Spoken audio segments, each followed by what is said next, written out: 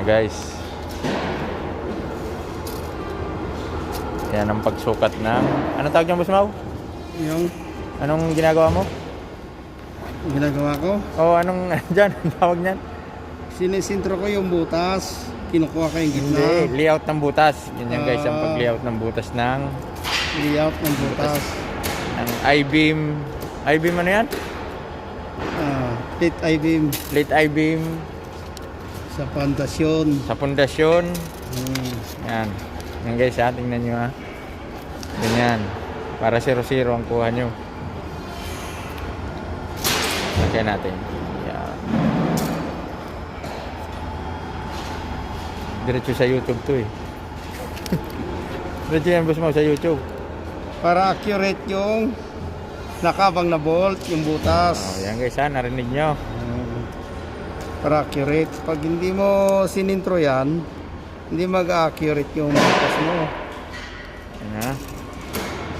Yan, Yan lang diskarte ko. yan ang the one of the master. Narinig nyo ang sinabi ha.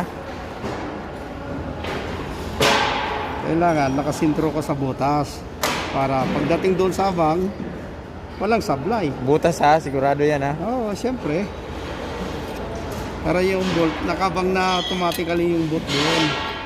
Yung bolt nakabang na. Anchor bolt. Yan. Yan pala guys ang pang-abang sa anchor bolt.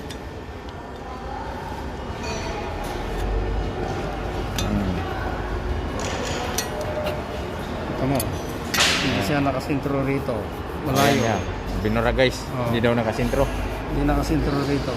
Makapal yung choke. Ayan. Kailangan manipis lang yan.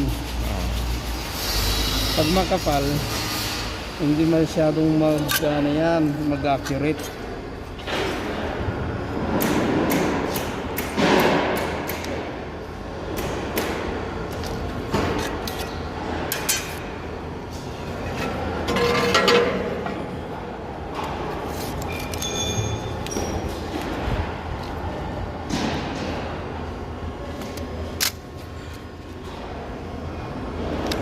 Kita mo, ang layo na distansya.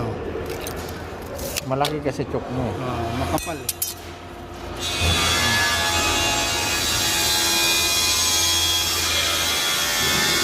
Guys.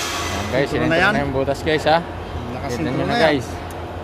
Ngayon, dito na naman tayo ngayon magsisintro. Dito tayo.